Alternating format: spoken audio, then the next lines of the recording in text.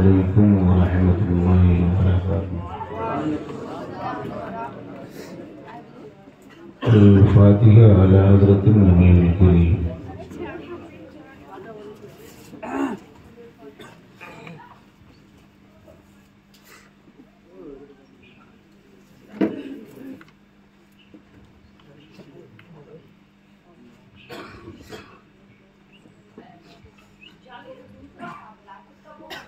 ان اللہ وملائکتہ یصلون علی النبی یا ایھا الذین آمنوا صلوا علیہ وسلموا تسلیما۔ اللهم صل علی سیدنا وشفیعنا مولانا محمد الباری وسلم صلاۃ و سلاما علیک یا رسول اللہ صلی اللہ تعالی علیہ وسلم۔ لا الہ الا اللہ محمد رسول اللہ۔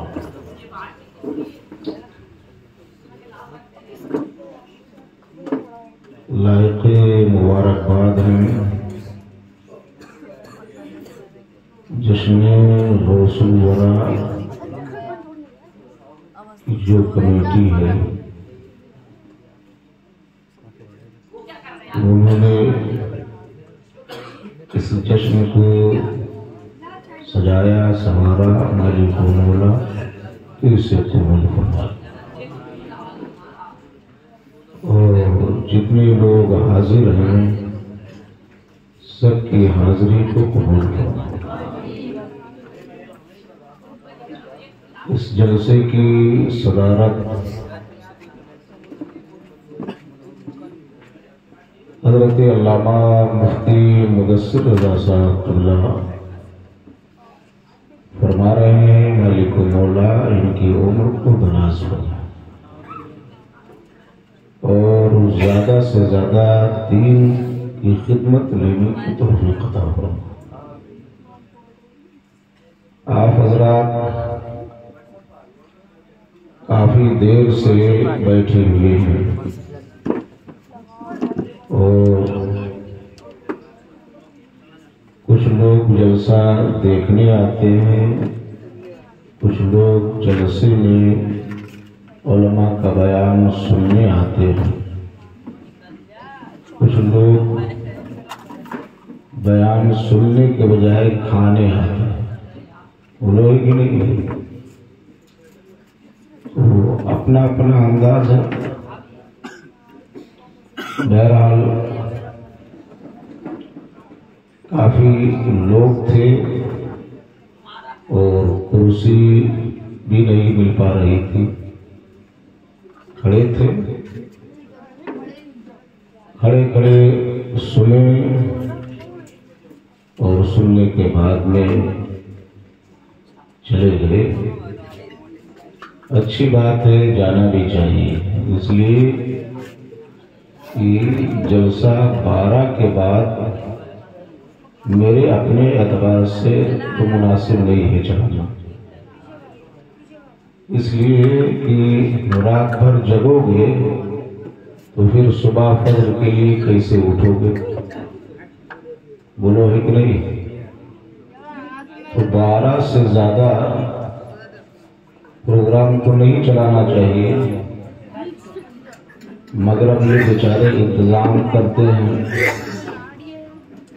اور ان کا یہ نظریہ ہوتا ہے کہ ہمارا پروگرام خوب دیر تک چلے۔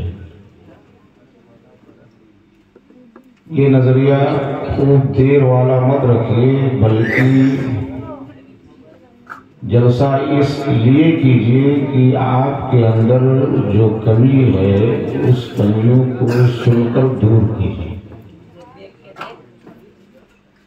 اگر آپ کے اندر کوئی سماجی بیماری ہے، شرعی طور پر کوئی خامی پائی جا رہی ہے، تو بیان کو سن کر کے ان خامیوں کو دور کریں۔ اے لڑکے سیدھے بیٹھے رہو۔ دن میں ہم کو پڑھانا بھی آتا ہے اور رات میں سمجھانا بھی آتا ہے۔ کوئی خالص خطیب نہیں ہوں کہ میرا یہ اپنا پیشہ ہے کہ صرف تقریر کروں اور چاہے جیسے آپ بیٹھے رہو، چاہے جیسے آپ سنو یا چلتے رہو. میرا اپنا یہ پیشہ نہیں ہے. پہلے میں مدرس ہوں، بعد میں خطیب. میں تدریس کو پہلے ترجیح دیتا ہوں. تو اس لیے کہ ہم کسی ایک طالب علم کو پڑھا دیے تو یہ سلسلہ قیامت تک جاری رہے گا. وہ کسی اور کو پڑھائے گا، وہ کسی اور کو پڑھائے گا. اور تقریروں سے فائدہ ہے ایسا نہیں ہے، مگر اتنا فائدہ نہیں جتنا تعلیم سے. اس لیے کہ دیکھو چائے کتنی دیر سے چل رہی ہے.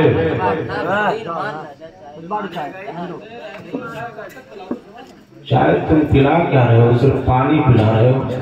ہاں میں نے پیا ہے، مجھے معلوم ہے. نام ہے چائے.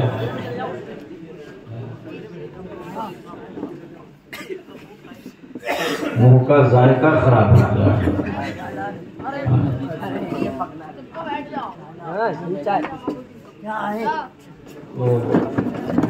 آپ حضرات یہ بتائیے کہ سنیں گے کہ سوئیں گے؟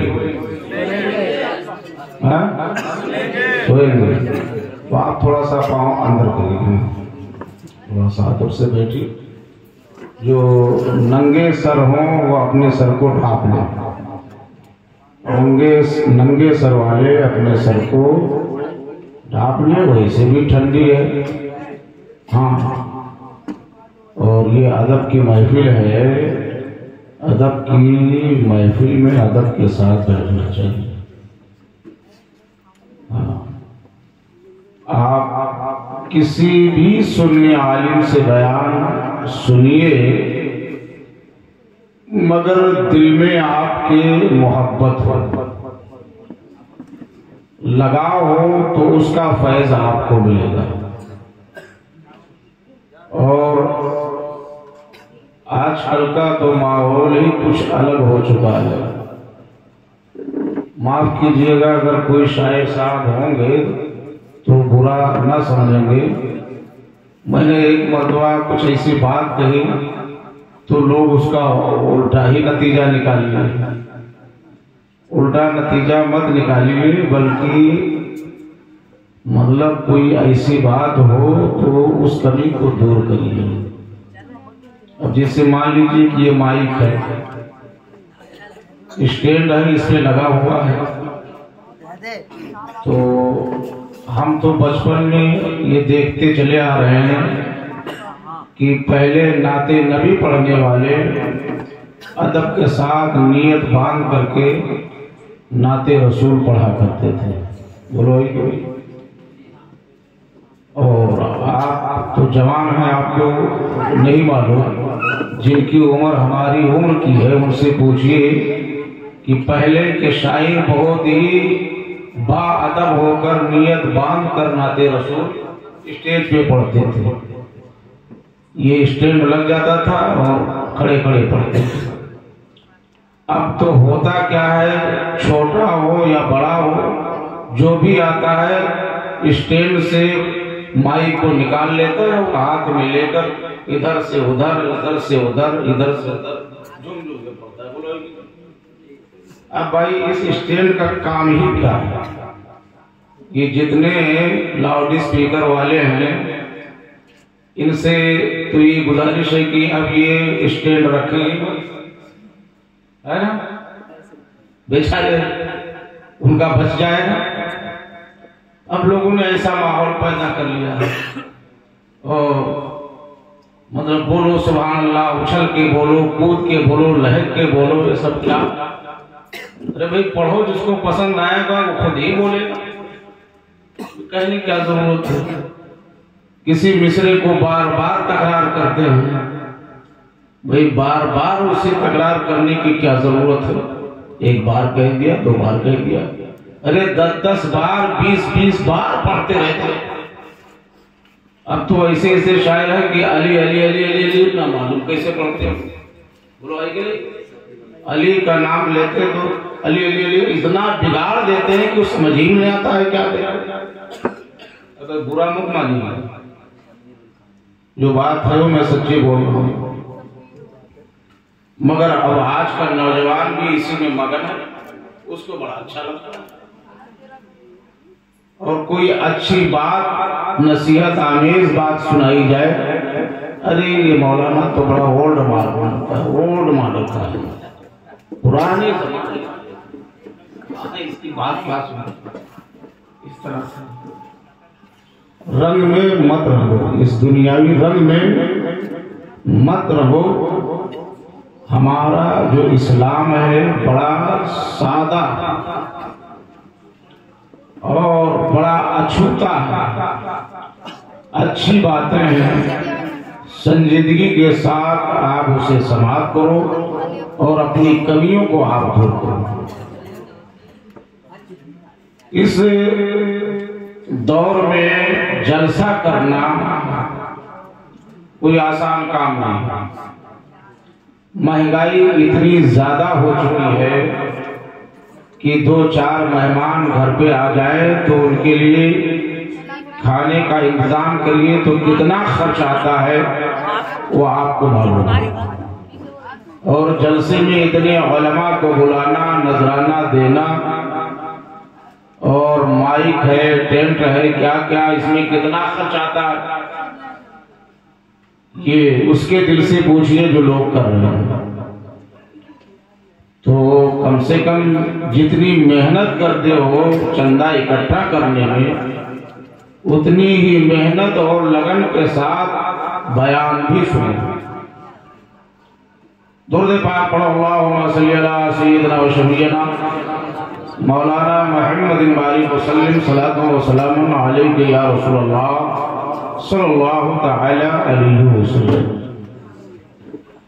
الحمدللہ رب العالمین، والصلاة والسلام علی سید المرسلین وعلی آلہ وصحبہ اجمعین، اما بعد، فاعوذ باللہ من الشیطان الرجیم، بسم اللہ الرحمن الرحیم، الا ان اولیاء اللہ لا خوف علیہم ولا هم يحزنون الذین آمنوا وكانوا يتقون۔ آمنت باللہ، صدق اللہ العلی العظیم، وصدق رسولہ النبی الامین المکین الکریم، ونحن علی ذلک لمن الشاہدین والشاکرین، والحمد للہ رب العالمین۔ اللہ کی سرتابہ قدم شان ہے یہ، انسان ہے انسان، کوئی انسان ہے یہ، قرآن کو ایمان بتاتا ہے انہیں، ایمان یہ کہتا ہے میری جان ہے یہ۔ آفاقہ گردیدام، سیر بوتا ورزیدام، بسیار خوبہ دیدام، لیکن تو چیزیں دیگری، حسن یوسف دم عیسیٰ ید بیزاداری، آنچ خوبہ ہما دارن تو تنہا داری، کریم السجایا جمیل الشیم، نبی البرایا شفیع الامم، امام رسول پیشوائے سبیل، امین خدا محبت جبرائیل، یتیمی کی نہ کردہ قرآن درست، کتب خانہ چند ملت بشش، ندانم قدامی سخن گوئے مت، کی والا طریق اچھے من گوئے مت، دونوں عالم کے مالک و مختار، ہم غریبوں کے غمگسار، سید ابرار و اخیار، مکی سردار، مدنی تاجدار، گلشنی ہستی کے اولین فضل بہار، گنبد خضرہ میں آرام فرمانے والے آقا جناب محمد رسول اللہ، ارواحنا فدا صلی اللہ تعالی علیہ وسلم کی بارگاہ میں پورا مجمع جھوم کر بآواز بلند درود پاک پڑھے۔ اللہم صلی علی سیدنا و شفیعنا مولانا محمد بارک وسلم، صلاۃ و سلام علیک یا رسول اللہ، صلاۃ و سلام علیک یا حبیب اللہ۔ واہ کیا مرتبہ ہے غوث بالا تیرا، واہ کیا مرتبہ ہے غوث بالا تیرا، اونچے اونچوں کے سروں سے قدم اعلیٰ تیرا، سر بھلا کیا کوئی جانے کی ہے کیسا تیرا، سر بھلا کیا کوئی جانے کی ہے کیسا تیرا، اولیاء پڑھتے ہیں آنکھیں وہ ہے تلوا تیرا۔ میں نے جس آیت کریمہ کی تلاوت کا شرف حاصل کیا، مالک و مولا قرآن پاک میں ارشاد فرماتا ہے الا ان اولیاء اللہ لا خوف علیہم ولا هم یحزنون، خبردار ہوشیار، اللہ کے ولیوں کو نہ کوئی خوف ہے اور نہ کوئی غم۔ اللہ کے ولی کون ہے؟ آگے مالک و مولا ارشاد فرماتا ہے الذین آمنوا وکانوا یتقون، اللہ کے ولی وہ ہے جو صاحب ایمان ہو، صاحب تقوی۔ محسن بھائی آواز پہلے صحیح تھی، اب آواز کچھ پکڑ لو۔ آواز تو سب نہیں پکڑ رہا ہے پہلے سے۔ خبردار ہوشیار، اللہ کے ولیوں کو نہ کوئی خوف ہے اور نہ کوئی غم۔ اللہ کے ولی کون ہے؟ مالک و مولا ارشاد فرماتا ہے الذین آمنوا وکانوا یتقون، اللہ کے ولی وہ ہے جو صاحب ایمان ہو، جو صاحب تقوی ہو۔ پتہ چلا ایمان کے بعد جس کے اندر تقوی ہو وہی اللہ کا ولی ہوتا ہے۔ اللہ کا ولی وہی ہوگا جس کے پاس پہلے ایمان ہو، ایمان کے بعد میں تقوی ہو، ایمان کے بعد نماز ہو، ایمان کے بعد روزہ ہو، ایمان کے بعد حج ہو، ایمان کے بعد زکوٰۃ ہو، ایمان کے بعد عمل خیر ہو، ایمان کے بعد منہیات شریعہ سے اپنے آپ کو روکتا ہو۔ جب ایمان کے بعد اس کے اندر تقوی ہوگا تو وہی اللہ کا ولی ہوگا۔ تقوی آپ جانتے ہیں کسے کہتے ہیں؟ صرف نماز پڑھ لینے کا نام تقوی نہیں ہے، صرف روزہ رکھ لینے کا نام تقوی نہیں ہے، صرف زکوٰۃ دے لینے کا نام تقوی نہیں ہے، صرف حج کر لینے کا نام تقوی نہیں ہے، بلکہ تمام منہیات شریعہ سے اپنے آپ کو روک لینا، اس سے باز رہنا، اس کا نام تقوی۔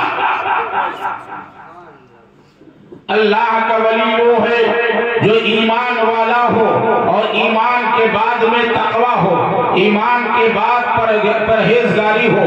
گویا کہ ایمان کی تعریف مالک و مولا نے قرآن میں کر دی ہے الذین آمنوا وکانوا یتقون، اللہ کے ولی وہ ہے جو صاحب ایمان ہو، جو صاحب تقوی ہو۔ اب آئیے صاحب تقوی اور ایمان والوں کے لیے جو اللہ کے ولی ہوتے ہیں ان کے شناخت کے تعلق سے لوگوں نے اپنے اپنے انداز میں تعریف کی ہے۔ ولی کی تعریف تو مالک و مولا نے قرآن میں کر دیا ہے، مگر ولی کی پہچان کیا ہے، ولی کی علامت کیا ہے، ولی کی شناخت کیا ہے، لوگوں نے اپنے اپنے انداز میں کی ہے۔ کسی نے کہا ولی وہ ہے جس کا چہرہ دیکھ لیا جائے تو اللہ کی یاد آ جائے، وہ اللہ کا ولی ہوتا ہے۔ کسی نے کہا ولی وہ ہے کہ جس کے تقوی کو دیکھا جائے، جس کے طہارت کو دیکھا جائے اور تقوی و طہارت کو دیکھنے کے بعد میں اپنے اندر سدھار پیدا کر لیا جائے، وہ اللہ کا ولی ہوتا ہے۔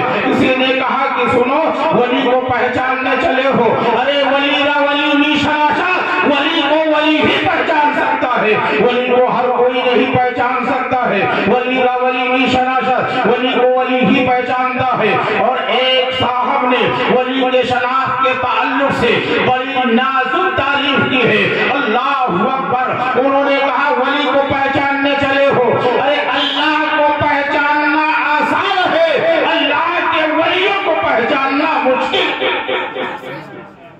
یہ بہت نازک تعریف ہے اللہ کے ولیوں کے پہچان کی کہ اللہ کو پہچاننا آسان ہے، اللہ کے ولیوں کو پہچاننا مشکل ہے۔ آخر اللہ کو پہچاننا آسان کیوں ہے؟ ذرا آئیے اس کی تفصیل آپ ملاحظہ فرماتے چلو۔ اللہ کو پہچاننا آسان اس لیے ہے جس زمین پر آپ بیٹھے ہوئے ہو تو آپ جس زمین پر بیٹھتے ہو، جس زمین پر آپ کھیتی کرتے ہو، جس زمین پر اپنی گاڑی چلا رہے ہو، آپ یہ سوچتے ہو اس زمین کو بچھانے والا کوئی اور ہے کیا؟ کس نے بچھایا ہے؟ کسی انسان کی طرف جب آپ کا ذہن جاتا ہے تو آپ سوچنے پر مجبور ہو جاتے ہیں نہیں یہ انسان اس زمین کو نہیں بچھایا ہے بلکہ بچھانے والا کوئی اور ہے۔ فوراً آپ کو جو ہے اس کی معرفت حاصل ہو جاتی ہے کہ اللہ ہے جس نے زمین کو بچھایا ہے۔ جب آسمان کی طرف آپ کی نظر جاتی ہے تو آسمان کو دیکھتے ہیں کہ یہ آسمان میں نہ کوئی پلر ہے، آسمان میں نہ کوئی کھمبا ہے، آسمان میں نہ کوئی ستون ہے، بغیر کھمبا کے بغیر ستون کے یہ آسمان پھیلا ہوا ہے اور اس کا شامیانہ ہمیں مل رہا ہے۔ اس آسمان کو بنانے والا اور آسمان کو روکنے والا کوئی ضرور ہے، لاش میں آپ کہتے ہو کوئی انسان نہیں بلکہ اللہ۔ سورج نکلتا ہے، آپ کو شناخت ہو جاتی ہے کہ سورج کو پیدا کرنے والا اللہ ہے، چاند کو پیدا کرنے والا اللہ ہے، ستاروں کو پیدا کرنے والا اللہ ہے، آسمان کا شامیانہ جو بنائے ہوئے ہے اللہ ہے، زمین کو بچھائے ہوئے ہے اللہ ہے۔ اللہ کی معرفت آپ کو حاصل ہو گئی ہے، لہلہاتے ہوئے پیڑ کو آپ دیکھتے ہیں، اللہ کی معرفت حاصل ہو جاتی ہے۔ اللہ اکبر۔ مگر اللہ کے ولیوں کو پہچاننا اس لیے مشکل ہے کہ اللہ کے ولی ایسے بھی پائے جاتے ہیں کہ ان کا لباس بڑا اچھا ہوتا ہے، ان کے ہاتھ میں بڑی اچھی چھڑی ہوتی ہے، ان کے سر پہ بڑا اچھا تاج ہوتا ہے، بڑا اچھا امامہ ہوتا ہے، اور ان کے گھر کے سامنے گھوڑے کو باندھنے کے لیے، جانور کو باندھنے کے لیے یہ لکڑی کا کھوٹا نہیں بلکہ سونے کا کھوٹا لگا ہوتا ہے، مگر وہ اللہ کے ولی ہیں۔ مگر ایک اللہ کے ولی ایسے بھی ہیں جن کے بال پراگندہ نظر آتے ہیں، جن کے جسم پر معمولی کپڑا ہے، جن کے بال الجھے ہوئے ہیں، جن کے چہرے پر اداسی ہے اور جسم پر معمولی کپڑا ہے، پھٹے پرانے کپڑے پہنے ہوئے ہیں، مگر بیٹھا ہے زمین پر اور اس کی نگاہ جو ہے محفوظ ہو۔ اب آپ حیرت میں پڑ جاتے ہیں کہ اللہ کا ولی ہم کس کو مانے؟ جو اچھا لباس پہنے ہوئے ہیں ہم اس کو اللہ کا ولی مانے، یا جو پھٹے پرانے کپڑے میں ہے ہم اس کو اللہ کا ولی مانے؟ آپ پریشان ہو جاتے ہیں۔ اللہ کے ولیوں کو پہچاننا آپ کے لیے مشکل ہو جاتا ہے، اسی لیے کسی نے کہا ہے ارے ولی کو پہچاننا تو آسان نہیں ہے، اللہ کو پہچاننا آسان ہے مگر ولی کو پہچاننا مشکل ہے۔ اللہ اکبر۔ ولی بہت آئے اور قیامت تک آتے رہیں گے، مگر ولیوں کے سردار، ولیوں کا شہنشاہ کوئی اور نہیں بلکہ وہ شہنشاہ بغداد ہے۔ حضرات میں عرض یہ کر رہا تھا کہ اللہ کے ولیوں کو پہچاننا مشکل اس لیے ہے، آپ ذرا دیکھو حضرت بہلول دانا ہے، ایک رتیلے میدان میں بیٹھے ہوئے ہیں اور رتیلے میدان میں بیٹھے بیٹھے کچھ آپ بنا رہے ہیں، دیوار آپ کھینچ رہے ہیں، یہاں تک کہ زبیدہ کی سواری ادھر سے گزری، زبیدہ نے دیکھا، پوچھا بابا کیا کر رہے ہو؟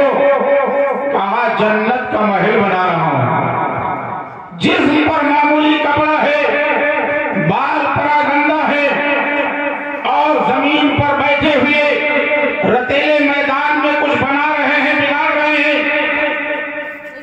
زبیدہ نے پوچھا بابا کیا کر رہے ہو؟ آپ نے فرمایا جنت کا محل بنا رہا ہوں۔ زبیدہ نے کہا کیا بیچتے بھی ہیں؟ آپ نے فرمایا ہاں، جب میں محل بناتا ہوں تو میں تو بیچوں گا بھی۔ کہا کیا قیمت ہے؟ کہا جو قیمت دینا چاہتی ہو دے دو اور جنت کو خرید لو۔ زبیدہ نے حضرت بہلول دانا کے دامن میں ایک اشر بھی ڈال دیا، چند سکہ ڈال دیا اور ڈالنے کے بعد میں چلی آئی۔ آنے کے بعد اپنے گھر پہنچے، اپنے محل میں پہنچے، رات کی تاریکی میں اپنے سرتاج، اپنے شوہر نامدار سے پورے روداد سفر کو بیان کیا اور کہا اللہ کا ولی ایک مجھے نظر آیا جس سے مجھ نے پوچھا کیا کر رہے ہو؟ کہا جنت کا محل بنا رہا ہوں۔ کہا کیا بیچتے ہو؟ کہا ہاں بیچتا ہوں۔ انہوں نے ان سے میں نے قیمت پوچھی، انہوں نے بتایا، اور بتانے کے بعد میں وہ قیمت میں دے کر واپس چلی آئی ہوں۔ جیسے ہارون رشید نے اسے سنا، سننے کے بعد میں اپنی بیوی کے بھولا پن پر ہنس پڑا۔ کہا بھلا بتا دنیا میں کون ہے جو جنت کا محل بنائے اور بیچے؟ اپنے بیوی کے بھولا پن پر ہنسا۔ رات آگے بڑھی اور اپنے اپنے بستر پر گئے، آرام کرنے لگے۔ بادشاہ رات میں خواب دیکھ رہا ہے کہ میدانی معیشت برپا ہو گیا اور فیصلہ ہو رہا ہے، جنتی جنت میں جائیں، جہنمی جہنم میں جائیں۔ لوگ اپنے اپنے منزل کی طرف جا رہے ہیں۔ میں بھی جنت کی طرف گیا اور اپنا مکان تلاش کرنے لگا۔ تلاش بسیار کے بعد مجھے اپنا مکان نہ ملا۔ ایک مکان پر میں نے دیکھا میری بیوی کا نام زبیدہ لکھا ہوا ہے۔ جیسے اس محل میں داخل ہونا چاہا، دروغے جنت نے روک دیا۔ کہا کہاں جا رہے ہو؟ کہا میں اپنے بیوی کے محل میں مکان میں جا رہا ہوں۔ دروغے جنت نے کہا سنو، یہ دنیا نہیں ہے، یہ آخرت ہے، اور اس میں تم نہیں جاؤ گے۔ یہ تمہارے بیوی کا مکان ہے، یہ اس کا محل ہے، وہی اس میں داخل ہو۔ نیند سے بیدار ہوئے اور بیدار ہونے کے بعد بڑے کشمکش میں ہو گئے۔ صبح ہوئی، اپنی بیوی سے کہا چلو مجھے بھی لے چلو اس اللہ والے کی بارگاہ میں بھی جنت ان سے لینا چاہتا ہوں۔ اب ان کو جب لے کر چلی اور پہنچے میدان میں، تلاش کرتے رہے، 2-3 دن آتے رہے جاتے رہے، مگر اللہ کی ولی نہیں ملے۔ یہاں تک کہ کئی دنوں کے بعد جب ملے تو وہی کام کر رہے تھے۔ ہارون رشید نے پوچھا بابا کیا کر رہے ہو؟ کہا جنت کا محل بنا رہا ہوں۔ کیا بیچتے ہیں؟ ہاں بیچتا ہوں۔ قیمت کیا ہے؟ 10 گنا قیمت بتائی۔ بادشاہ حیرت میں پڑ گیا، اے بابا یہ کیا کر رہے ہو؟ آپ کے ہاں اتنی مہنگائی؟ اس سے پہلے بہت سستے پیسے میں، بہت سستے رقم میں آپ نے دیا تھا، آج کئی گنا آپ نے کر دیا، 10 گنا آپ نے بڑھا دیا، آخر معاملہ کیا ہے؟ اللہ کے ولی نے کہا اے بادشاہ، تیری بیوی نے بغیر دیکھے جنت خریدا تھا اور تو دیکھ کر آیا ہے، تب سودا کر رہا ہے، اس لیے اس کی قیمت بڑھ گئی۔ پتا چلا اللہ کے ولیوں کو پہچاننا مشکل اسی لیے ہے کہ اللہ کے جو ولی ہوتے ہیں اچھے لباس میں بھی ہوتے ہیں، اچھا کھانا بھی ہوتا ہے، اچھا مکان بھی ہوتا ہے، اچھا بستر بھی ہوتا ہے، اور اللہ کے ولی ایسے بھی ہوتے ہیں کہ جسم پر معمولی کپڑا بھی ہوتا ہے، بال پراگندہ ہوتے ہیں، اسی لیے پہچاننا بڑا مشکل ہوتا ہے۔ اللہ کے ولیوں کے سردار کون ہیں؟ وہ شہنشاہ بغداد ہیں، جن کے بارے میں اعلیٰ حضرت سرکار یہ منقبت لکھتے ہوئے نظر آتے ہیں، وہاں کیا مرتبہ ہے غوث بالا تیرا، اونچے اونچوں کے سروں سے قدم اعلیٰ تیرا، سر بھلا کیا کوئی جانے کی ہے کیسا تیرا، اولیاء مند ہے آگے وہ ہے طلبہ تیرا، کیا دبے جس پہ حمایت کا ہو پنجہ تیرا، شیر کو خطرے میں لاتا نہیں کتا تیرا، تجھ سے در سے سگ سے ہے مجھ کو نسبت، میری گردن میں بھی ہے دور کا ڈورا تیرا، اس نشانی کے جو سگ ہیں نہیں مارے جاتے، حشر تک میرے گلے میں رہے پٹا تیرا، میری قسمت قسمت کی قسم کھائیں سلانے بغداد ہند میں رہ کے بھی دیتا رہا۔ حضور غوث پاک رضی اللہ تعالیٰ عنہ کا مقام بہت ہی بلند و بالا مقام ہے۔ اللہ اللہ، یہ وہی حضور غوث پاک ہیں جب آپ کی شہرت پورے بغداد میں پھیلی تو آپ کے چاہنے والے، آپ کے ماننے والے زیادہ ہو گئے، مگر اسی میں کچھ ایسے بھی تھے جو آپ کے مخالف بھی اندر اندر تھے۔ اس لیے یہ انسانی فطرت ہے، جب کسی انسان کا رتبہ بڑھتا ہے اور اس کے ماننے والے ہو جاتے ہیں تو کچھ نہ کچھ مخالف بھی پیدا ہوتا ہے۔ اس دور میں دیکھ لیجئے، اور اس دور کی کیا بات ہے، ہر دور میں ایسا ہوا ہے کہ جن کا رتبہ بڑھا ہے تو لوگ ان سے قریب ہوئے ہیں، مگر کچھ لوگ مخالفت پر بھی اتر آئے ہیں۔ اس دور میں حضور تاج الشریعہ کا جلوہ جدھر دیکھو ادھر نظر آ رہا تھا۔ ہر گاؤں میں بچہ بچہ قریہ قریہ تاج الشریعہ کا نعرہ لگا رہا تھا اور لڑ رہا تھا۔ آپ کے ماننے والوں کی وہ تعداد تھی کہ جہاں کہیں آپ پہنچتے تھے ایسا لگتا تھا کہ جیسے یہ حضرت انسان زمین سے نکل آیا ہو۔ اللہ اکبر، اتنی بھیڑ ہو جایا کرتی تھی، مگر کچھ مخالف بھی پیدا تھے، کچھ مخالف بھی موجود تھے جو مخالفت پر اتر آئے تھے، مخالفت بھی کر رہے تھے، مگر حضور تاج الشریعہ کا جب وصال ہوا تو آپ کے جنازے نے یہ ثابت کر دیا جو مخالف تھے وہ بھی آپ کی شان میں وہ تعزیت نامہ لکھنے پر مجبور ہو۔ حضرات، تو میں عرض یہ کر رہا تھا، حضور غوث پاک رضی اللہ تعالیٰ عنہ کی شہرت بڑھی، چاہنے والے ماننے والوں کی تعداد زیادہ ہوئی، مگر کچھ نوجوان تھے، وہ نوجوان دل ہی دل میں سوچنے لگے، ارے ان کی اتنی شہرت، اتنا مرتبہ۔ کچھ نوجوان اکٹھا ہوئے اور اکٹھا ہونے کے بعد میں کہا لاؤ ان کا امتحان لیا جائے۔ بڑے پیر اگر ہیں، اللہ کے ولی ہیں، تو ان کا امتحان لیا جائے۔ اگر امتحان میں کھڑے اترے، کامیاب ہو جائے تو ٹھیک ہے، مان لیا جائے گا، اور اگر امتحان میں کامیاب نہ ہو، کھڑے نہ اترے تو پھر مذاق اڑایا جائے۔ نوجوان اکٹھا ہوئے، یہ ہوا کہ آخر امتحان کیسے لیا جائے گا۔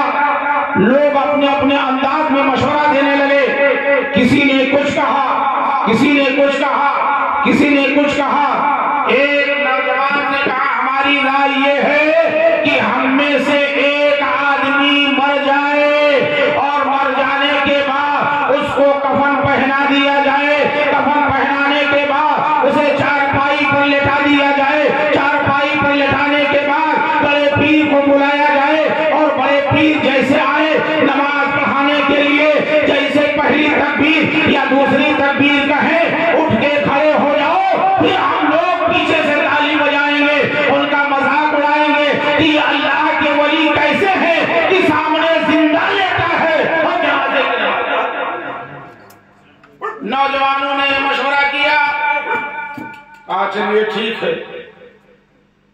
اب یہ ہوا کہ لیٹے گا کون، اس لیے کہ جھوٹ کرنا تھا، صحیح میں نہیں تھا، لیٹے گا کون۔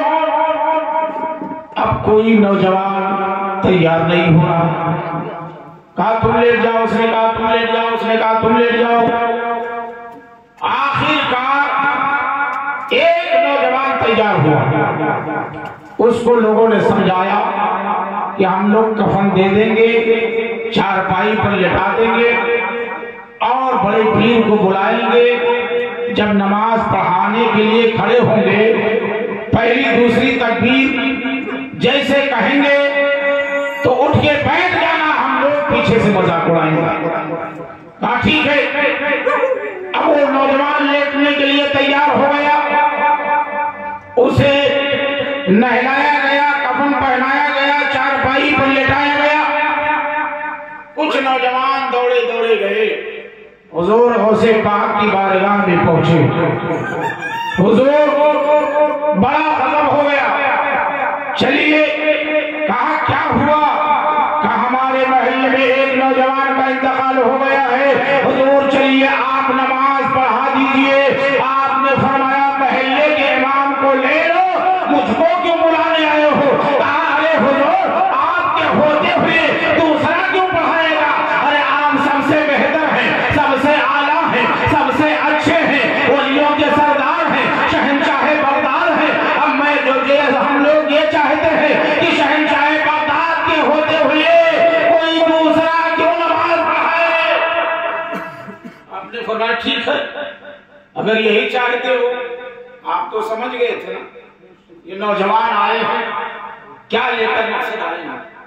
آپ نے فرمایا ٹھیک ہے، اگر چاہتے ہو کہ ہم ہی پڑھائیں تو ظہر کی نماز کے بعد جنازہ میدان میں لے کے آئیں اور جو تم چاہتے ہو جائے۔ اب یہ نوجوان وہاں سے پلٹ کر آئے، انتظار کرتے رہے، ظہر کی اذان اب ہوگی کہ تب ہوگی، اب ہوگی تب ہوگی، نماز تو پڑھنا نہیں ہے مگر کریں تو کیا کریں؟ اس لیے کہ غوث پاک نے فرمایا تھا ظہر کے بعد ہی پڑھاؤں گا۔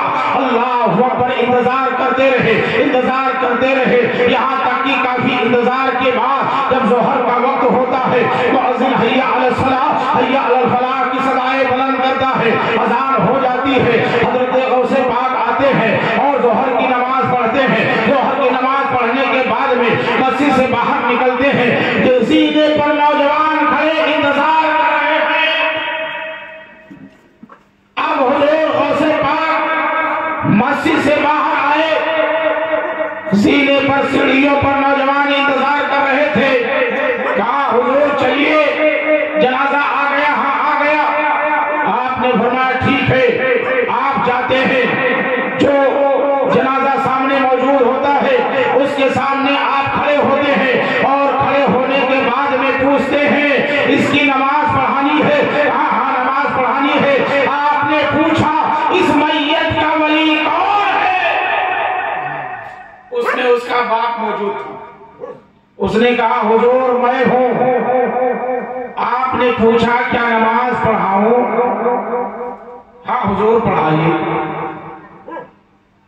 کیا یہ مردہ ہے؟ زندہ تو نہیں لیٹا ہے؟ اس نے کہا آپ کیسی بات کر رہے ہیں، بھلا زندے کی نماز ہوتی ہے؟ ارے یہ مردہ نہ ہوتا تو آپ کو کیوں بلایا جاتا؟ کہا سوچ لو۔ اس کے باپ نے کہا حضور سوچا ہے، ارے یہ تو مردہ ہے اور مردے کے نماز ہی کے لیے ٹھیک ہے پڑھا تو دوں گا مگر سوچ لو۔ کہا حضور سب سوچا ہے، آپ پڑھائیے نا۔ حضور غوث پاک رضی اللہ تعالیٰ عنہ نے فرمایا صفحہ درست کر لو، صفحہ درست کر لی گئی۔ اس کے بعد آپ نے پہلی تکبیر کہی اللہ اکبر، نیت باندھ لی، ثنا پڑھنا شروع کر دیا۔ پیچھے سے نوجوان دیکھ رہے ہیں تب اٹھ رہا ہے، کب اٹھ رہا ہے، یہاں تک کہ ثنا آپ نے پڑھ لیا۔ دوسری تکبیر آپ نے کہی، درود بھی پڑھنا شروع کر دیا۔ پھر بھی پیچھے سے مڑ مڑ کے بار بار دیکھ رہے ہیں ارے یہ اٹھ کیوں نہیں رہا ہے، یہ اٹھ کیوں نہیں رہا ہے۔ حضور غوث پاک نے تیسری تکبیر پڑھی اور تیسری تکبیر پڑھنے کے بعد دعائے میت پڑھ دیا ہے۔ پیچھے سے نوجوان سوچ رہے ہیں یہ کیوں نہیں اٹھ رہا ہے، یہ کیوں نہیں اٹھ رہا ہے۔ چوتھی تکبیر کے بعد سلام پھیر دیا۔ آپ نے فرمایا لے جاؤ اسے دفن کر۔ اب چل دیے جو میت کا ولی تھا، باپ تھا، وہ آیا، چہرے سے کفن کو ہٹایا اور ناک پہ اپنے ہاتھ کو رکھا، دیکھا، ارے یہ تو حقیقت میں مردہ ہو چکا ہے، ارے اس کو زندہ لٹایا تھا، یہ تو مردہ ہو گیا ہے۔ حضور غوث پاک کا پیچھا کرتا ہے، حضور ٹھہر جائیے، حضور ٹھہر جائیے، حضور ٹھہر جائیے۔ آپ نے فرمایا اب کیا ہے؟ اب کیا ہے؟ لے جاؤ دفن کر دو نا۔ ارے حضور ٹھہر جائیے، حضور بہت بڑی غلطی ہو گئی۔ کیا غلطی ہو گئی؟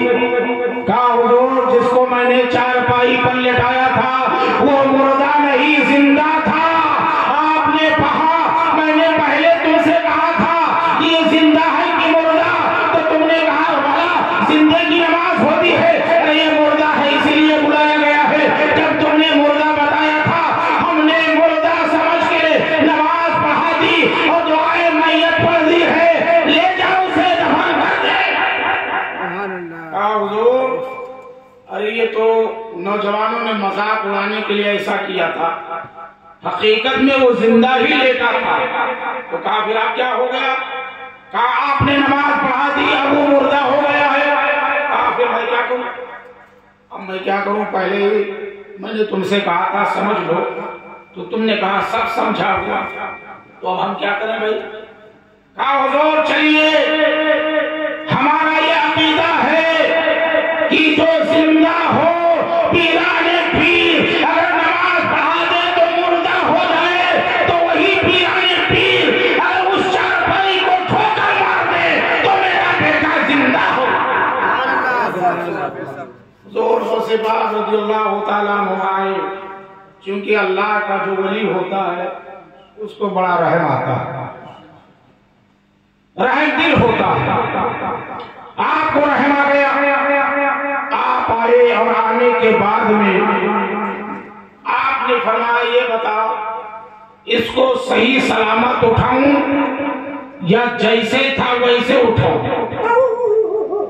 اس کے باپ نے کہا حضور یہ میرا بیٹا ایک پاؤں کا معذور تھا، لنگڑا تھا، مگر آپ اسے اٹھانا ہے تو دونوں پاؤں کے ساتھ اٹھائیے، اس کا معذور پن ختم ہو جائے۔ حضور غوث پاک نے فرمایا قم باذن اللہ، قم باذن اللہ، صحیح سلامت ہو کے اٹھ کے کھڑا ہو جا۔ اتنا کہنا تھا کہ وہ لنگڑا تھا مگر دونوں پاؤں سلامت ہو کر کے کھڑا ہوا۔ یہ میرے حضور غوث پاک رضی اللہ تعالیٰ عنہ کی شان ہے۔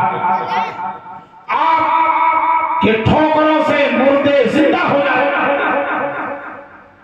حضور غوث پاک رضی اللہ تعالیٰ عنہ کو اللہ نے بہت پاور دیا، اس لیے کہ آپ کے نانا جان کو بھی پاور حاصل تھا، آپ کے نانا جان کو بھی اختیار حاصل تھا۔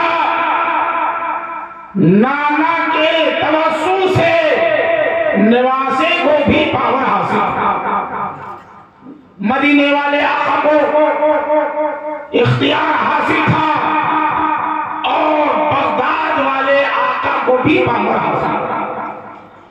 آئیے ذرا آپ دیکھو، یہی حضور غوث پاک رضی اللہ تعالیٰ عنہ رمضان المبارک کا مہینہ ہے، اور رمضان المبارک کے مہینے میں دعوت دینے کے لیے ایک آیا، دو آئے، تین آئے، چار آئے، اس طرح سے 70 لوگ آئے۔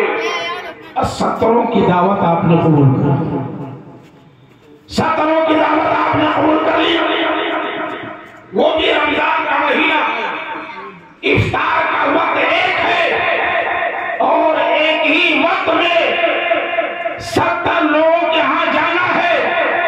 جب افطار کا وقت آیا حضور غوث پاک بیک وقت 70 مریدوں کے یہاں افطار کے لیے پہنچ گئے۔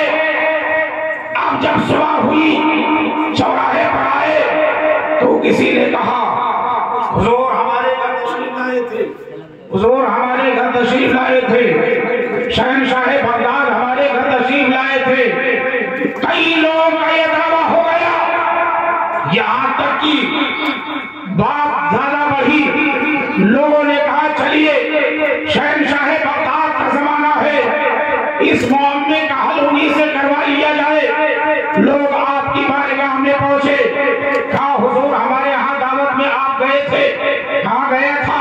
دوسرے نے کہا حضور ہمارے یہاں کہاں گیا تھا؟ تیسرے نے کہا ہمارے یہاں، یہاں تک کہ 70 لوگوں نے کہا، اور 70 کے ہاں آپ نے فرمایا ہاں تمہارے یہاں دعوت میں ہم گئے تھے۔ حضور غوث پاک رضی اللہ تعالیٰ عنہ کے سامنے یہ لوگ عرض کرنے لگے، حضور یہ معاملہ سمجھ میں نہیں آ رہا ہے، آپ کے مکان کے سامنے ایک پیڑ تھا، ایک شجر، آپ نے کہا اس کے پتوں کی طرف نگاہ ڈالو۔ جب لوگوں نے اس پیڑ کے پتوں کی طرف نگاہ ڈالی تو ہر پتے پر غوث اعظم کا جلوہ نظر آ رہا تھا، ہر پتے پر غوث اعظم کا جلوہ نظر آ رہا تھا۔ اللہ اکبر! غوث اعظم نے فرمایا عبد القادر جیسے ہر پتوں پر بیٹھ سکتا ہے، ہر پتے پر اس کا جلوہ نظر آ سکتا ہے، ایسے عبد القادر بیک وقت 70 مریدوں کے ہاں دعوت میں شریک۔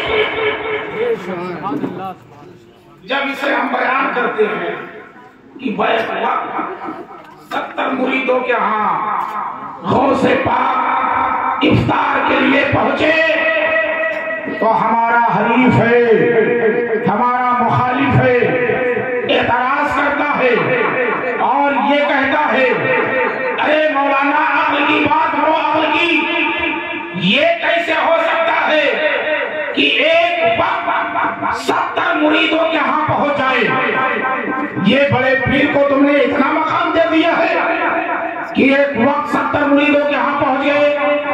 یہ ہمارا حریف، ہمارا مخالف اعتراض کرتا ہے، وہ اعتراض کرتا ہے جو نماز پڑھتا ہے، وہ اعتراض کرتا ہے جو روزہ رکھتا ہے، وہ اعتراض کرتا ہے جو قرآن پڑھتا ہے، وہ اعتراض کرتا ہے جو بخاری پڑھتا وہ پڑھاتا ہے، حضور غوث پاک کے اختیار کا یہ انکار کرتا ہے اور اعتراض کرتا ہوا نظر آتا ہے۔ مگر سنو اس دور میں ان سائنس والوں نے ان معترضین کے قبر کو توڑ دیا ہے اور کہا اے مخالفین، اے بخاری پڑھنے والوں، اے اللہ کے ولیوں کے تصرف کو نہ ماننے والوں، سنو سائنس نے ان کی کمر اس لیے توڑی ہے کہ ایک مشین بنایا، ایک آلہ بنایا جس کو موبائل کہا جاتا ہے، اور موبائل میں ایک فوٹو، ایک تصویر ڈال دو فیس بک پر، ایک دو نہیں ہزاروں،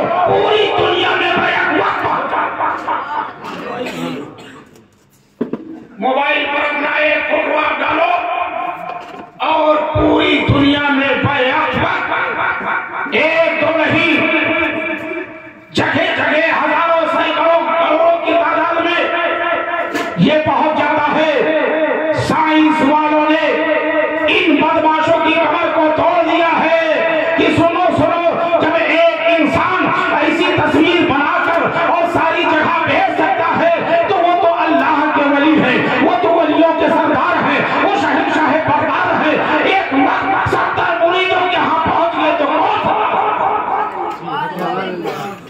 حضور غوث پاک رضی اللہ تعالیٰ عنہ کا مقام بہت ہی بلند و بالا مقام ہے۔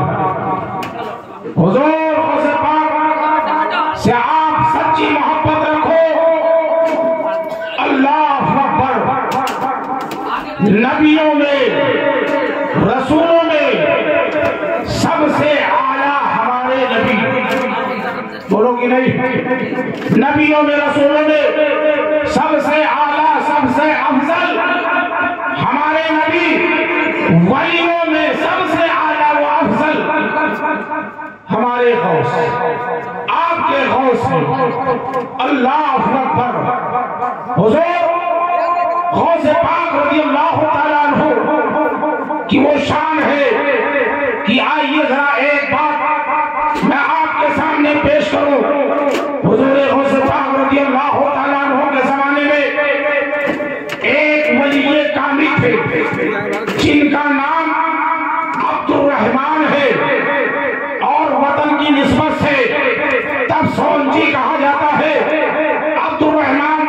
سونجی رحمت اللہ تعالی علیہ اللہ کے ولی اور تارے کے بزرگ کافی مریدین آپ کے تھے.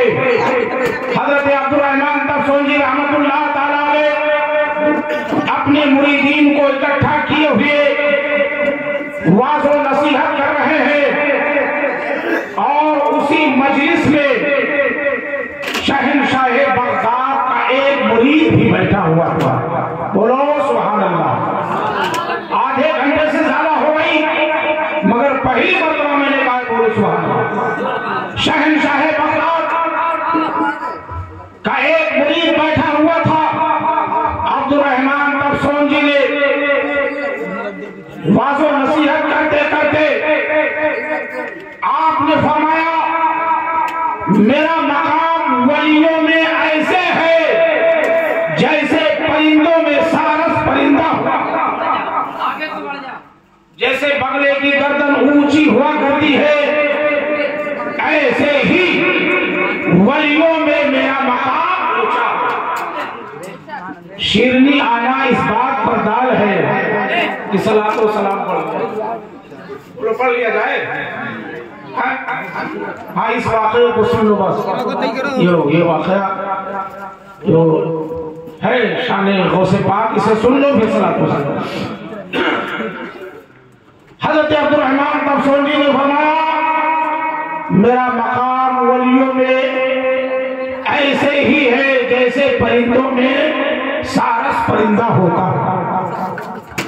یعنی بگلے کی گردن اونچی ہوتی ہے ایسے میرا مقام اونچا ہے. اسی میں شہنشاہ بغداد کے ایک مرید بیٹھے تھے جن کا نام سیدی ابوالحسن ہے. اٹھ کے کھڑے ہو گئے اور آپ نے فرمایا اے عبدالرحمن اپنے جملے کو واپس لے لو. یہ تمہارا مقام نہیں ہے بلکہ یہ تو شہنشاہ بغداد کا مقام ہے. پیران پیر روشن ضمیر کا یہ مقام ہے. یہ مقام آپ کا نہیں ہے. آپ اپنے جملے کو واپس لے لو. مگر عبدالرحمن بولتے رہے. سیدی ابوالحسن کو جلال آیا. جلال کی حالت میں اپنے جسم سے اپنے لباس کو اٹھا کے پھینک دیا. گدڑی کو نکال دیا. صدر کے جو صدر کی چیزیں ہیں ناف سے لے کر گھٹنا تک اس کے علاوہ پورے بدن سے کپڑا آپ نے ہٹا دیا اور کہا اگر آپ کو اتنا فخر ہے اتنا ناز ہے کہ میرا مقام ولیوں میں سب سے اونچا ہے تو آؤ پہلے ہم سے 2-3 ہاتھ ہو جائے ہم سے آپ سے کشتی ہو جائے.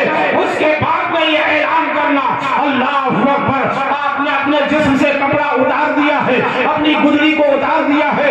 عبدالرحمن کی نظر جب سیدی ابوالحسن کے جسم پر پڑی ہے تو سیدی ابوالحسن کے بال کے ہر رنگوٹے سے نور الہی اس طرح سے چمک رہا تھا. اللہ اکبر. اتنا جو ہے چمک رہا تھا کہ عبدالرحمن تب سونجی نے کہا فوراً اپنے جسم پر کپڑا ڈال لیں اس لیے کہ میرے آنکھ میں تاب نہیں ہے کہ اس جلال کو ہم پر. سیدی ابوالحسن نے کہا یہ تو اب نہیں ہو سکتا. میں جب جلال میں آتا ہوں اور اپنا لباس اتار دیتا ہوں تو پھر اسے کبھی نہیں پہنتا. عبدالرحمن نے کہا جلدی کرو تمہارے بال کے ہر رنگوٹے سے ایسا جلال نظر آ رہا ہے کہ میری آنکھ میں تاب نہیں ہے. میں برداشت نہیں کر پاؤں گا. فوراً پہن لو. آپ نے کہا اب تو میں اس لباس کو پہنوں گا نہیں اور میں نہ یہاں سے کہیں جاؤں گا بلکہ اسی میدان میں کھڑے میں دوسرا لباس منگواتا ہوں اور اسے پہنتا ہوں. عبدالرحمن تب سونجی سے کہا دیکھو میں اپنا لباس کیسے منگواتا ہوں. سیدی ابوالحسن جو غوث پاک کے مرید تھے وہی کھڑے آپ نے اپنی بیوی کو آواز دیا اے فاطمہ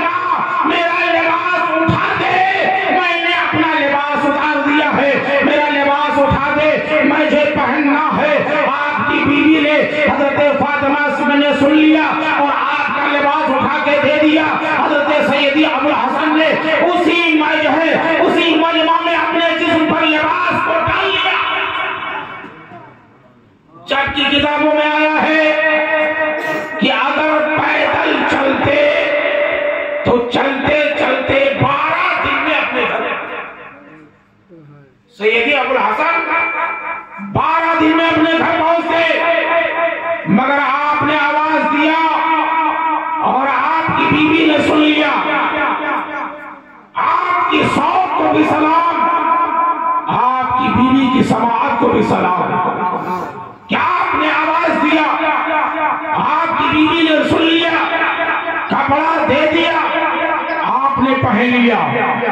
اب عبد الرحمن تفسونجی نے کہا ابو الحسن ذرا قریب آ جاؤ، میرے منبر کے پاس آ جاؤ. اپنے منبر کے پاس بلایا اور بلانے کے بعد میں کہا تو اپنے پیر کی محبت میں بڑا کامل لگتا ہے، یہ بتا تو کس کا مرید ہے؟ تو کس کا مرید ہے؟ ابو الحسن نے کہا میں شہنشاہ بغداد کا مرید ہوں، وہی میرے پیر ہیں اور انہی کا یہ مقام ہے کہ تمام ولیوں کے سردار ہیں. آپ تمام ولی کے سردار نہیں ہو سکتے. اللہ اکبر. عبد الرحمن نے کہا ذرا یہ بتا کہ جب تیرے پیر اتنے بڑے ہیں تو قرب خاص میں ایک مجلس لگتی ہے اور اس قرب خاص میں جو مجلس لگتی ہے ایک دو نہیں بلکہ 12 سال سے میں مسلسل جاتا ہوں. جب تمہارے پیر اتنے بڑے ہیں تو آخر وہ نظر کیوں نہیں آتی؟ میں 12 سال سے جاتا ہوں. یہاں تک کہ قصیدہ غوثیہ میں اس کا ذکر آیا ہے، مخدا مخدا مخدا کا لفظ آیا اس جگہ کے تعلق سے. یہ تینوں لغات ہیں، مخدا مخدا مخدا، تینوں طرح سے پڑھا جا سکتا ہے. عبد الرحمن نے کہا 12 سال سے میں جاتا ہوں مگر تمہارے پیر نظر نہیں آتے. جب اتنے بڑے ہیں تو نظر کیوں نہیں آتے؟ اس مجلس میں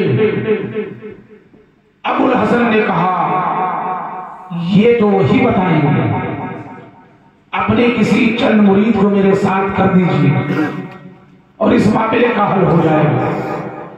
عبد الرحمن تفسونجی نے اپنے چند مریدوں کو ساتھ میں کیا اور کہا ابو الحسن کے ساتھ چلے جاؤ بغداد اور جا کر ان سے پوچھو کہ جب تمام ولیوں کے آپ سردار ہیں تو میرے پیر 12 سال سے جاتے ہیں، جو قرب خاص میں مجلس لگتی ہے اس میں آپ نظر کیوں نہیں آتے ہیں؟ اللہ اکبر. جب وہ گئے اور چلتے چلتے بغداد پہنچے، شہنشاہ بغداد کی چوکھٹ پر پہنچے، میرے آقا میرے غوث نے فرمایا آؤ آؤ اہلا وسہلا مرحبا آؤ. قریب ہوئے، ان کی ضیافت آپ نے فرمائی. اس کے بعد کچھ کہنا ہی چاہتے تھے کہ بڑے پیر نے فرمایا جا کر عبد الرحمن سے کہہ دو کہ 12 سال سے تو ضرور جاتے ہیں مگر عبد الرحمن کا مقام ابھی کوٹھری کے باہر والا ہے، ہمارا مقام کوٹھری کے اندر والا ہے. جو اندر والا ہوتا ہے وہ باہر والے کو دیکھ لیتا ہے اور باہر والا اندر والے کو دیکھ لیتا ہے.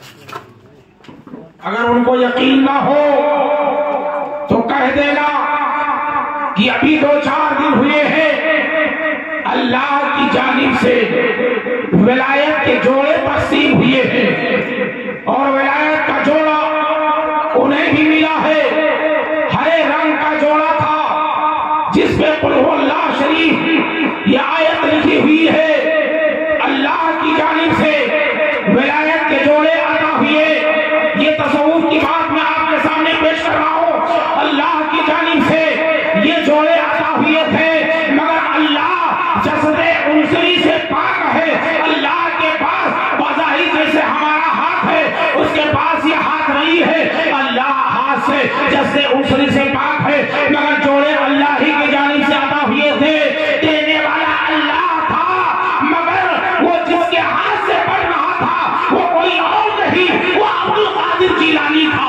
وہ عبد القادر جیلانی تھا. جا کر عبد الرحمن سے کہہ دو ہرے رنگ کے جوڑے شریف لکھی ہوئی ہے اللہ اکبر۔ وہ مرید آئے اور آنے کے بعد میں کہا حضور ابھی آپ کا مقام قرب خاص میں دالان والا ہے، اور جہاں سے میں آیا ہوں ان کا مقام اندر والا ہے۔ وہ آپ کو دیکھتے تھے مگر آپ ان کو نہیں دیکھ پاتے تھے، اور انہوں نے یہ بھی فرمایا کہ ہرے رنگ کا جوڑا ملا ہے، قل هو اللہ شریف اس پہ لکھا ہے، کیا یہ صحیح ہے؟ عبد الرحمن نے سنا، کہا صحیح ہے اور سچ ہے۔ عبد الرحمن ولیوں کا سردار نہیں ہے بلکہ شہنشاہ بغداد ولیوں کے سردار ہیں، پیران پیر ولیوں کے سردار ہیں، غوث پاک ولیوں کے سردار ہیں، روشن زمین ولیوں کے سردار ہیں۔ یہ حضور غوث پاک رضی اللہ تعالیٰ عنہ کا مقام، حضور غوث پاک رضی اللہ تعالیٰ عنہ سے آپ سچی محبت رکھو، سچا لگاؤ رکھو، اور ہر سال جشن غوث الورا ہو سکے تو بڑے پیمانے پہ نہ صحیح تو چھوٹے ہی پیمانے پر کر لیا کرو، اور بڑے پیر کو یاد کر لیا کرو۔ یہ میرا عقیدہ ہے کہ ہم رکشا میں بیٹھ کر ان کا ذکر کر رہے ہیں، مگر شہنشاہ بغداد میں رہتے ہوئے ہم تمام لوگوں کو ملاحظہ، یہ ہمارا عقیدہ ہے۔ وہ کسی اور کا ہوگا عقیدہ جو اللہ کے ولیوں کے تصرف کو نہ مانتا ہو۔ ہم تو ماننے والے ہیں، ہم تو ماننے والے ہیں، اور ہم انہیں کا گن گانے والے ہیں۔ ہم تو یہ کہتے ہیں کہ جو کچھ ہم کھا پی رہے ہیں سب انہیں کا صدقہ۔ حضور غوث پاک رضی اللہ تعالیٰ عنہ سے آپ سچی محبت رکھو، سچا لگاؤ رکھو۔ مگر میرے پیارے بھائیوں، کچھ نصیحت کی بات یہ سن لو کہ کرامت غوث اعظم ملاحظہ کرتے ہو، عظمت غوث اعظم، شان غوث اعظم ملاحظہ کرتے ہو، سنتے ہو، بڑا مزہ آتا ہے، بڑا لطف آتا ہے، مگر غوث پاک کی زندگی کو بھی پڑھ لیا کرو، کردار کو بھی اپنا لیا کرو۔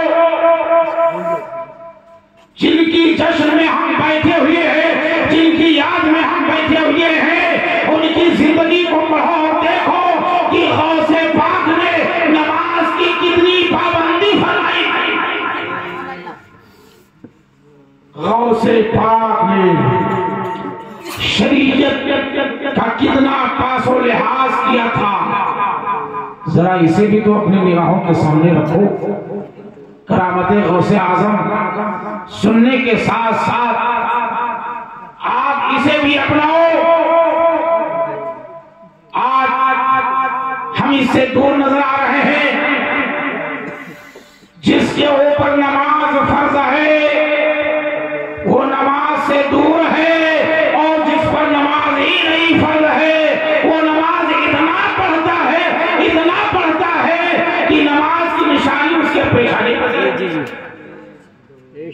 ہم لوگ بچپن سے لے کر آج تک نماز پڑھتے چلے آئے، مگر کہیں گھٹا نہیں ہے، اور وہ 40 دن اگر چلے جائیں تو سمجھ میں آ جاتا۔ تو میرے پیارے بھائیوں، آپ ایسا کام کیوں کرتے ہو کہ ان کو آپ موقع دیتے ہو؟ نماز آپ پر فرض ہے، نماز کی آپ پابندی کرو، نماز آپ پڑھو، نماز کو قطعی مت چھوڑو۔ آج آپ بہت کاروبار کے لیے کوشاں رہتے ہو، روزی روٹی کے لیے پریشان رہتے ہو، اور کہتے ہو کہ حضرت ہمارے گھر میں برکت نہیں ہو رہی ہے، ہمارے گھر میں برکت نہیں ہو رہی ہے۔ اب آپ ذرا سوچو کہ برکت کیسے ہو جائے گی۔ حضرت امام اعظم یا غوث اعظم دونوں میں سے کسی بزرگ کا یہ واقعہ ہے کہ ایک آدمی پہنچا اور کہا حضور ایک تعویذ دے دیجئے یا دعا فرما دیجئے. کہا کیا؟ کہا ہمارے گھر میں برکت نہیں ہو رہی ہے. آپ نے مراقبہ فرمایا، سر اٹھایا اور کہا جا کر اپنے مکان کے صدر دروازہ پر گیٹ پر ایک موٹا سا پردہ لگا، بس یہی نسخہ لے کے جا، نہ کوئی دعا نہ کوئی تعویذ. کہا جا موٹا پردہ لٹکا دے. اب وہ آیا اور آنے کے بعد میں ایک موٹا سا پردہ اپنے مکان کے صدر دروازہ پر لٹکا دیا. اس کے بعد سے اس کے گھر میں برکتیں شروع ہو گئی. کچھ دنوں کے بعد تحفہ لے کر پہنچا، حضور اسے قبول فرما لو. آپ نے قبول کیا. کہا بات کیا ہے؟ کہا حضور ایک بات بتائیے، میں آیا تھا دعا کروانے یا تعویذ لینے، مگر نہ آپ نے دعا کی نہ آپ نے تعویذ کا کوئی ٹکڑا دیا، بلکہ آپ نے ایک فارمولہ بتایا، نسخہ، اور اس پر ہم نے عمل کیا، ہمارے گھر میں برکتیں ہونے لگی. آخر اس میں راز کیا ہے؟ آپ نے فرمایا سن، تیرا مکان ایسی جگہ پر ہے روڈ کے کنارے کہ اس روڈ سے اس راستے سے لوگ گزرتے ہیں، اور جب تیرے صدر دروازے پر پردہ نہ تھا تو بے نمازی کا جب گزر ہوتا تھا اور بے نمازی کی نگاہ کی نحوست جب تیرے مکان کے اندر پہنچتی تھی تو بے نمازی کی نگاہ کی نحوست سے تیرے گھر کی برکت اٹھائی.